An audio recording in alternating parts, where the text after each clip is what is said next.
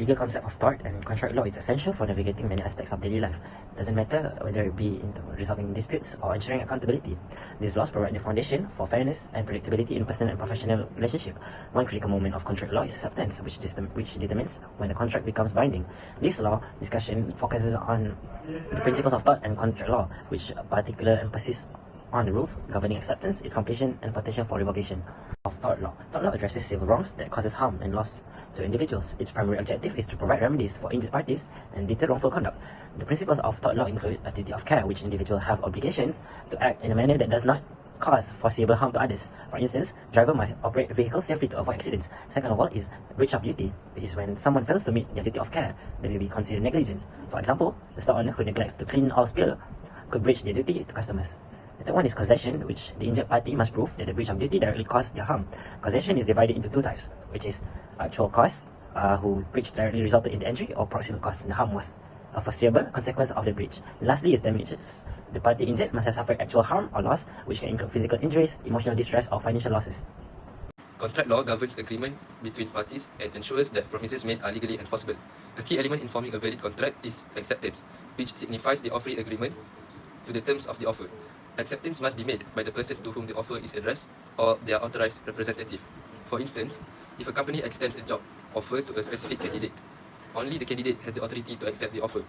Additionally, acceptance must be unconditional, meaning the offeree must agree to all terms of the offer as presented without making any modifications. If any changes are proposed, it is treated as counter-offer rather than acceptance. Communication of acceptance is another crucial principle. The offeree must convey the acceptance to the offerer, unless the need for communication is explicitly waived. This communication can be verbal, written, or demonstrated through actions that clearly indicate agreement. Lastly, the timing of acceptance is important. It must occur within the time frame specified in the offer, or, if no deadline is provided, within a reasonable period. These principles collectively ensures that the process of forming a contract is clear and legally binding. Next, principle of contract is we're going to talk about complication of acceptance. Acceptance is complete when the offer communicates their agreement to the offerer. In the case of anonymous communication such as phone or email, acceptance occurs when the offerer receives the response. The postal rules applies to non-instantaneous communication. Acceptance is complete when the offerer dispatches the acceptance when it is received by the offerer. Next, number 4 is we're going to talk about revocation of acceptance. Acceptance can be revoked if the revocation reach of the offerer before they become aware of the acceptance. However, once acceptance is communicated or dispatched under the postal rule, it cannot be revoked.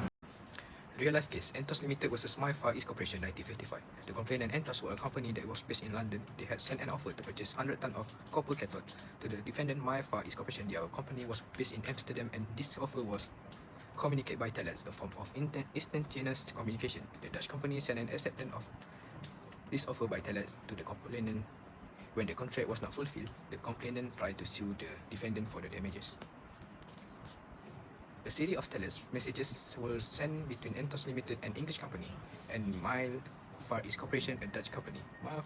FARIS Corporation made an offer to supply cathode to Entos Limited. Entos Limited made a counter offer to buy cathode from FARIS Corporation at a price £239 a ton. The offer was accepted by FARIS Corporation, sending a telex from Holland. The issue before the court was, where was the contract made?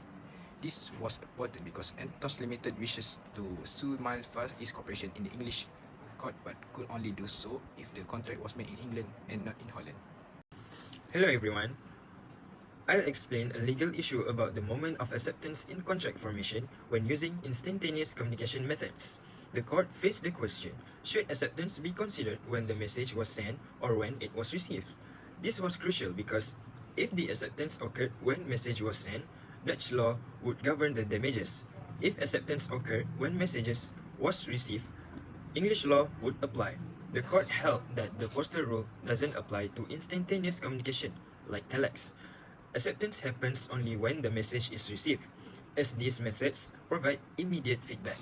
This ruling confirmed that mutual and clear communication is essential for forming contracts using modern methods like telex, email, or instant messaging. The contract in this case was formed in London, meaning English law governed the damages.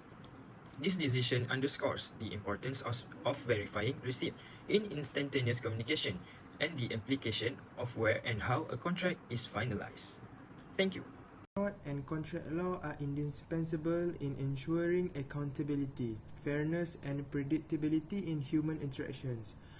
Tort law protects individuals from wrong actions, while contract law ensuring the enforceability of agreements through clear rules about offer and acceptance.